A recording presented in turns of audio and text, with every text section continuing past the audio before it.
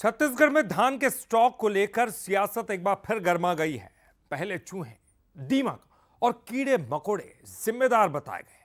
अब इस कहानी में नागपुर और गुजरात की भी एंट्री हो गई है, लेकिन सवाल अभी भी बाकी है कि धान आखिर गया कहां। छत्तीसगढ़ में धान के स्टॉक में कथित कमी को लेकर सियासी घमासान तेज हो गया है।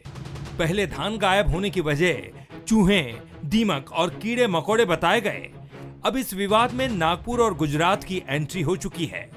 पूर्व मुख्यमंत्री भूपेश बघेल ने सोशल मीडिया पर सरकार पर तंज कसते हुए सवाल उठाया, ये भूखे चूहे आखिर कहां से आए? क्या ये नागपुर से आए हैं या गुजरात से? भूपेश बघेल के इस बयान के बाद कांग्रेस ने बीजेपी पर सीधा हमला बोला।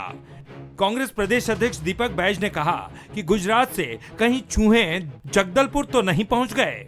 उन्होंने कहा कि बीजेपी को जनता को बताना चाहिए कि ये चूहे कहां से आए और कहां-कहां जा रहे हैं। ये तो आपको मुख्यमंत्री को और प्रदेश अध्यक्ष को, भारतीय जनता पार्टी के प्रदेश अध्यक्ष को पूछना चाहिए, क्योंकि उनके विधानसभा में ही 2 धान संग्रहण केंद्रों में 2.5 लाख कुंटल खराब हो चुका है। इसको वो किस दृष्टि से देखते हैं? और वो चूहा कहीं गुजरात से यहां जगदलपुर भी तो नहीं आए। शायद ये किरण देव जी को पता होगा, ये उनको पूछना चाहिए ये चूहा कहां से आए और कहां-कहां जा रहे हैं चूहा। दरअसल साल 2024-25 की धान खरीदी के बाद स्टॉक मिलान में करोड़ों रुपए के धान की कमी सामने आ रही है। धान तो गायब है ही, जवाब भी हैरान करने वाले हैं। कहीं चूहे धान खा गए तो कहीं दीमक और कीड़े मकोड़ों पर जिम्मेदारी डाल दी गई। इसको लेकर विपक्ष सरकार पर भ्रष्टाचार का आरोप लगा रहा है। वहीं बीजेपी ने कांग्रेस के आरोपों को सिरे से खारिज किया। बीजेपी का कहना है कि कांग्रेस काल में किसानों और धान खरीदी की क्या स्थिति थी, जनता सब जानती है।